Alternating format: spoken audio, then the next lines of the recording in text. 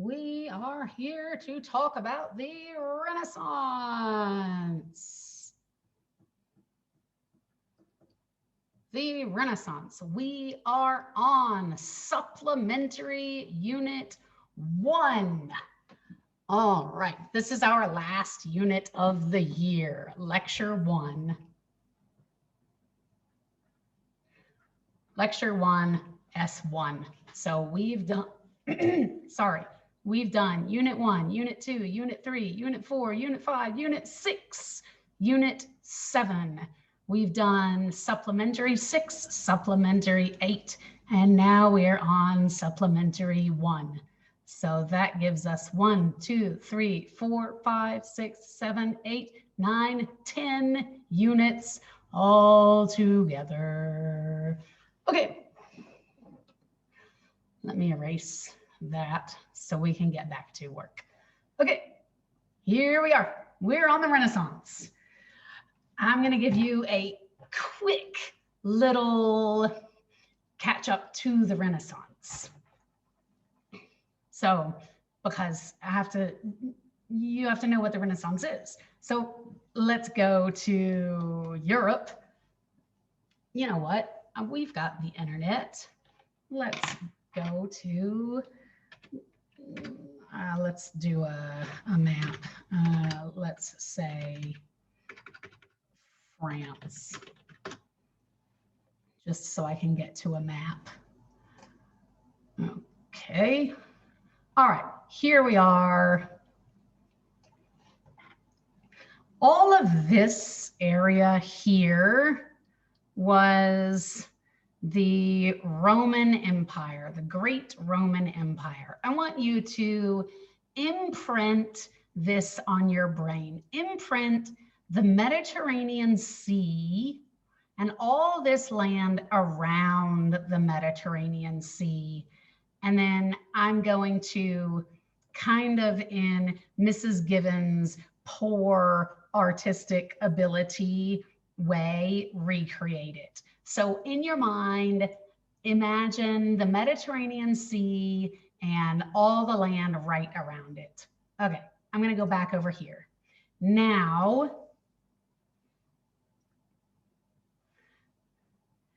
just imagine this right here. This is the Mediterranean Sea. And this is all the land right around the Mediterranean Sea. The land around it is the Roman Empire, the Great Roman Empire. Everything is amazing and awesome in the Roman Empire. Life is incredible. We're talking about 2,500 years ago, up until about 2,000 years ago. Life is freaking awesome in the Roman Empire. And then, I don't have time to get into it, things go bad. I can tell you a little bit. It's so big. The Roman Empire is huge. Let's go back to that map.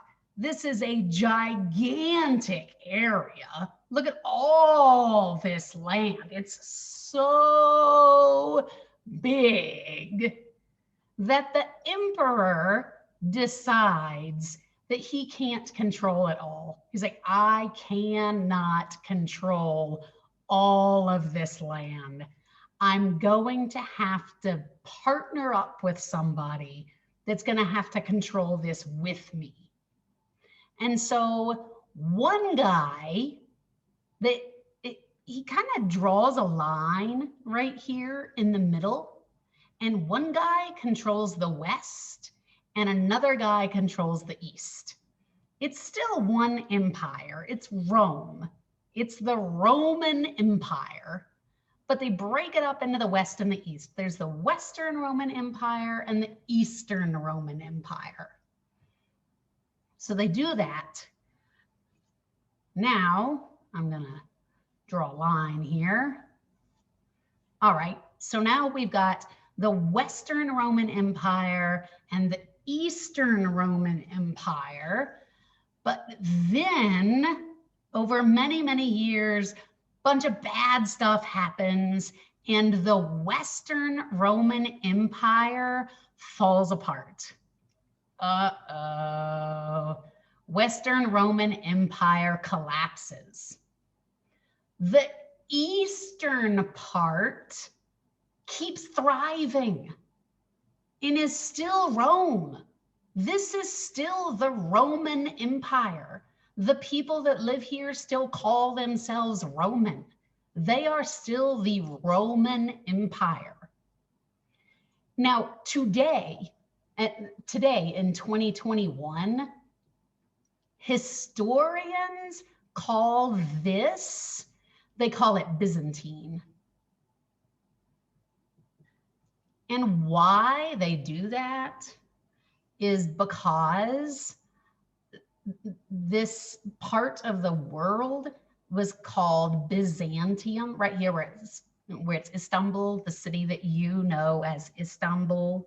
This was called Byzantium. And it's just because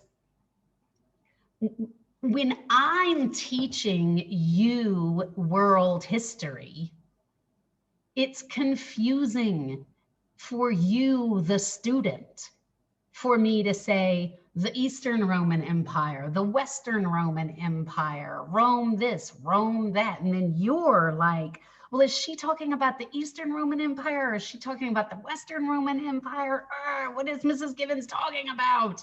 And so, just to make it easier for you, when the Western Roman Empire collapses and like doesn't even exist at all anymore, and the East keeps going and thriving, they quit calling it the Eastern Roman Empire and they start calling it the Byzantine Empire. But it's really important to know that that's something that modern day people right now do. The people that were actually living there at the time, they called themselves Romans. They were Romans. They were Roman Empire. They were the Roman Empire.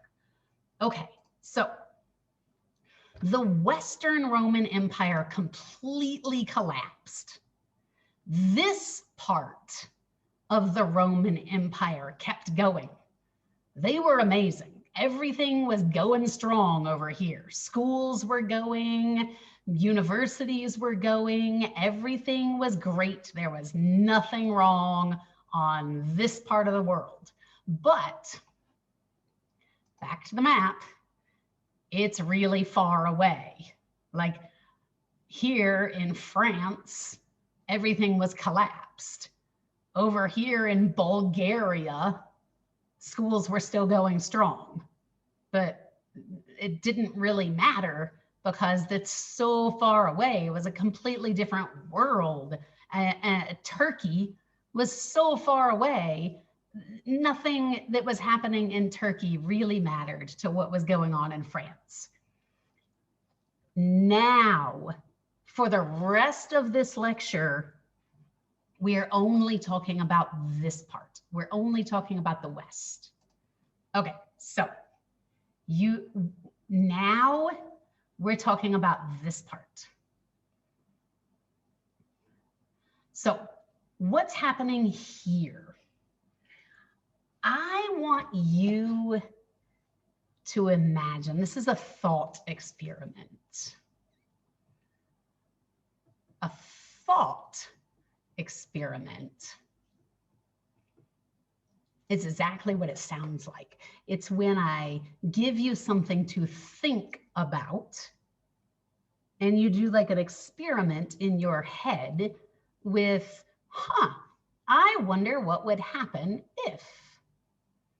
Okay, well, let's pretend that something happened here in Almaty. No, let's pretend something happened in the entire country of Kazakhstan, and all the electricity, and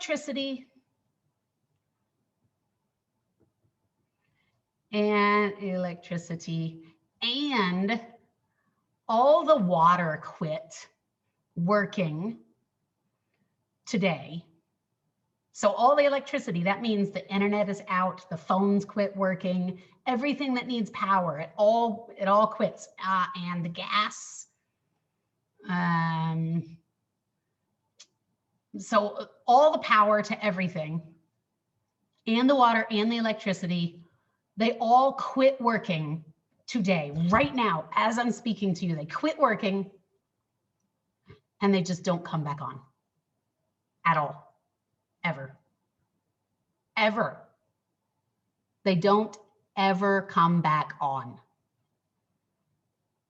What do you think would happen?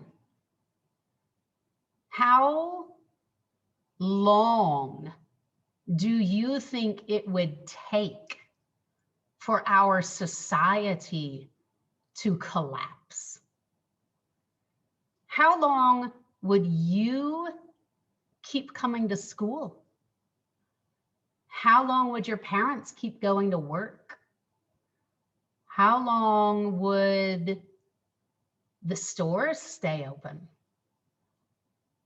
I mean, how long would society keep going with no refrigerators to keep our food cold, no internet, no phones, no banks for money transactions, no nothing? Well, that is what happened to Rome. That's what happened to this entire part. And it wasn't just Kazakhstan. It was this entire region, this whole area here. The whole thing collapsed. All of it collapsed. The whole thing just fell apart. And then for centuries, just remember, just to be sure, a century is 100 years. So for, let's add an apostrophe S, hundreds of years, people suffered. People, I mean, society as they knew it was just gone for hundreds of years. And then eventually, it very, very slowly started to rise back up. Things started to get a little better for about 200 years. I know 200 years sounds like a really, really long time to you, but think about how long the entire world has existed. 200 years isn't really that long. So over 200 years, things started to get a little bit better, a little bit better, a little bit better, a little bit better. And then this horrible thing happened. And for 2 years straight, there was this awful thing with the climate. It rained for almost 2 years straight in Western Europe. Can you imagine what would happen to farms if it rained for almost 2 years straight? Do you have a house plant in your house? Like maybe does your mom like to grow flowers? What would happen if you just constantly poured water on that plant nonstop for 2 years? You'd kill it. The same thing happens to animals. They get sick. The same thing would happen to you. What if you were literally standing in water all the time for 2 years? Animals get sick. Plants can't grow. Just everything is sick and dying for 2 years. So 200 years, things have been getting better and better and better. And then there was this awful climate thing for 2 years. And then things were just recovering from this miserable climate thing. Things were getting a little better, getting a little better, getting a little better. And then a war started. The 100 Years' War began. It was this miserable, long war that seemed like it was never going to stop. And wars are always the worst on poor people. It just never wanted to stop. And then, in the middle of the 100 Years' War, comes the Black Death, which I'm sure you've all heard of. Right in the middle of the 100 Years' War comes the Black Death. It was just a miserable, awful time to be living in Western Europe. So after the Black Death, after all of this misery, finally, the people that actually did survive the Black Death, life was actually pretty good. So let's say we had 1, 2, 3, 4, 5, 6, 7, 8, 9. 9. I'm drawing my little people here.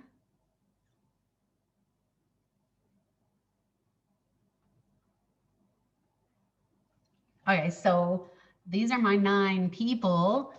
Out of 9 people that were alive before the Black Death, 3 of them were dead. So suddenly now we've got more land and more stuff. So all of a sudden now,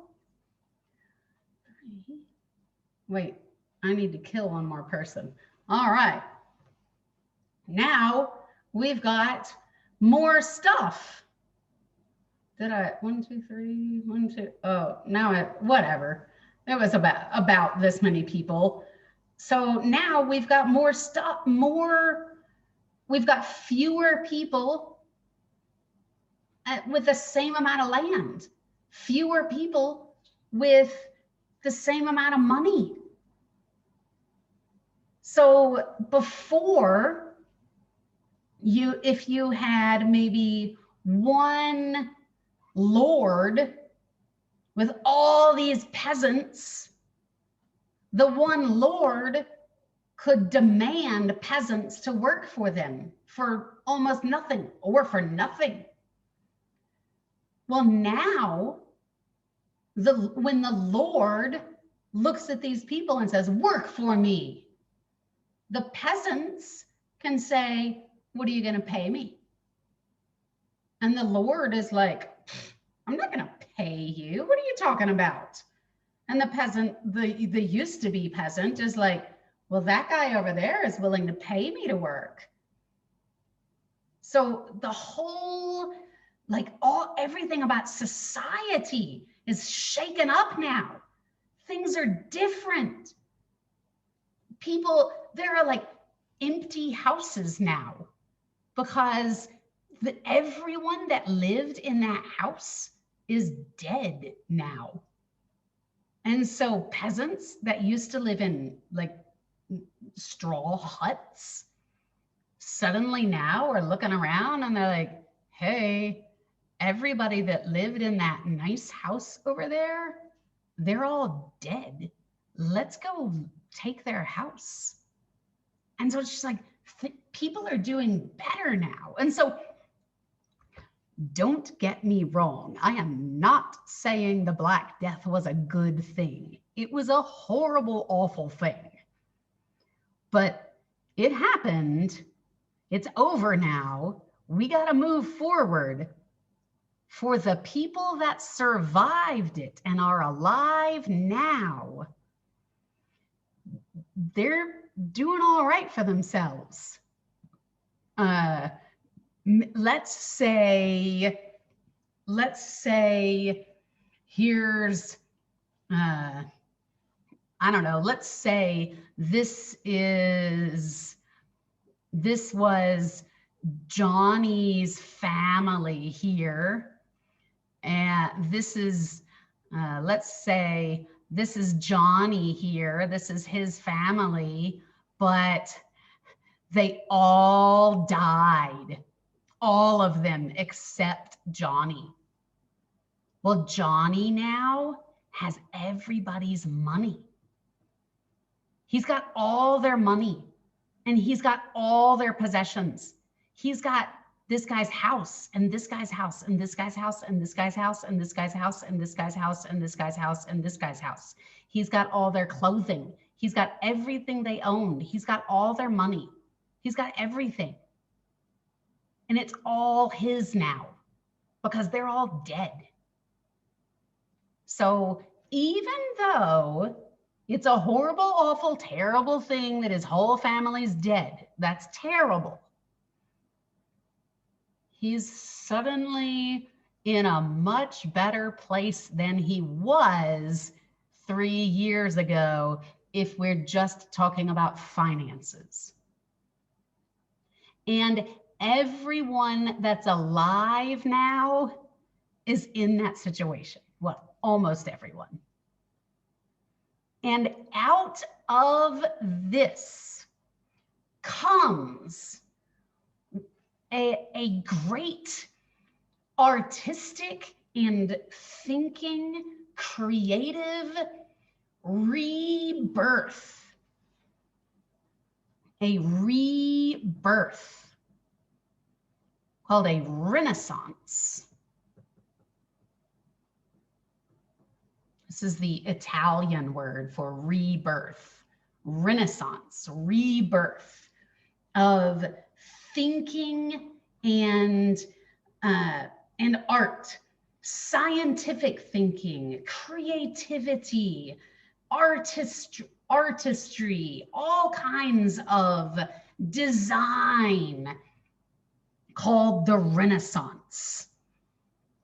And there was this new interest in humanity.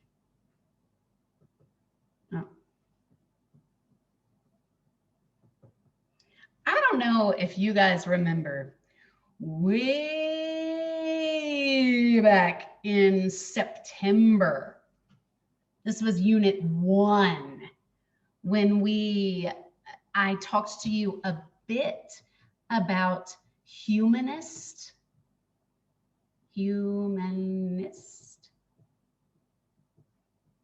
Yeah, Humanist. The humanist came out of the Renaissance. During the Middle Ages are also known as the Age of Faith. During the Middle Ages,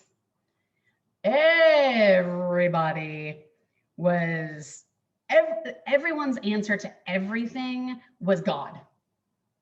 Why is the sky blue? Because God wants it to be blue. Why did that apple fall out of the tree? Because God wanted the apple to fall out of the tree. Why did I fail that test? Because God wanted me to fail the test. Why did I trip and fall? Because God wanted me to trip and fall. Why is my hair brown? Because God wants my hair to be brown. Everything. No one questioned anything. There was no real thought put into anything. Everything was about your faith in God and trust in God. And I mean, that was it. Just everything was about your faith in God. And there was no questioning anything ever. The answer to everything was, that's how God wants it to be. Well, suddenly now in the Renaissance came the humanist and some thinking and some questioning and some believing in humans and human ability. And they started asking questions like, I wonder why whatever. I wonder why blah, blah, blah, blah, blah, blah, blah, blah, blah. And then trying to find the answer. That had not happened in a very, very long time. The ancient Greeks had wondered why. The ancient Romans had wondered why. But if you remember, I taught you at the very beginning of this lecture, it was the Roman Empire that collapsed. It was the Western Roman Empire that collapsed. And that was the last time that anyone had these questions. And ever since the Roman Empire had collapsed, it had been, that's why it's called, I'm sure you've all heard of the Dark Ages. They call it the Dark Ages, not because there was no sun out. They're talking about mentality. They're talking about the way people thought. People's thinking was dark. They didn't ask a lot of questions. They didn't think about the hows and the whys. It was a dark time for humanity. And when these humanists came about in the Renaissance, everything became bright and light again. And humans started questioning things again. And everything started getting lighter once again. So there were a bunch of amazing artists during this time as well. And I'm stopping the lecture for a second. Well, I'm not stopping the lecture, just I'm giving you an assignment right now. Number 1, do not ask me about this during class. Don't do it. I don't want you giving any hints away to your classmates that have not watched the lecture. All I want you to do is do this assignment and send it to me. You can email it to me or send it to me in Teams. I'm not going to make an assignment because then, of course, they'll know that I gave an assignment in the middle of the lecture, and I don't want them to know that. So Send it to me in Teams or send it to me in an email, whatever you want to do. I don't care. But I want you to look up. I'm going to give you 3 names of artists, and I'm going to give you 1 author. All I want you to do is look at the 3 artists. All you have to do, you don't have to do any crazy long research. Just go to like Google Images and look at some of them and find one that you like. Find your favorite one of these 3 artists. And then I'm going to give you an author, and I do want you to do a little bit of research on this author and tell me what he's the most famous for, because this one particular author, I want you to really know who he is, because he comes up a lot in movies and plays, and it's a good reference for you to get. It's a pop culture reference that it'll be really good for you to know. You'll hear it in movies, and if you can get it, you'll thank me for the rest of your life. You'll go, oh, I am so glad Mrs. Givens made me look that up, because now I get it. Okay, so I want you to look up Leonardo da Vinci,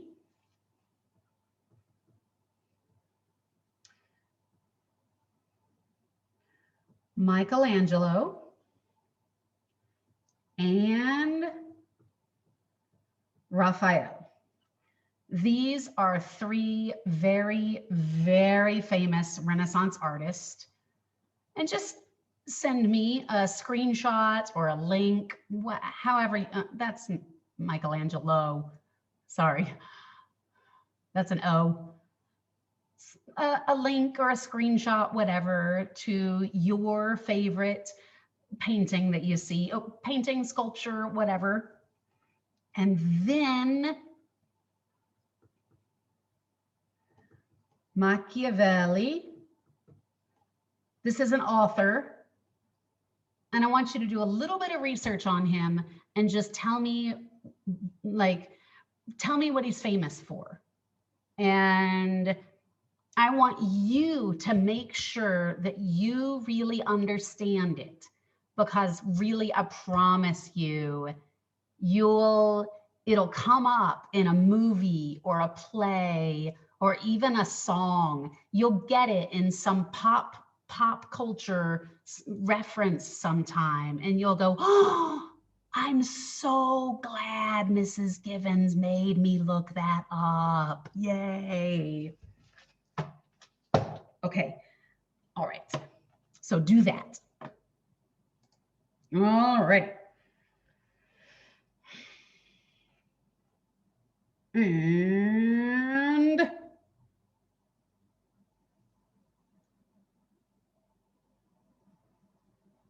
in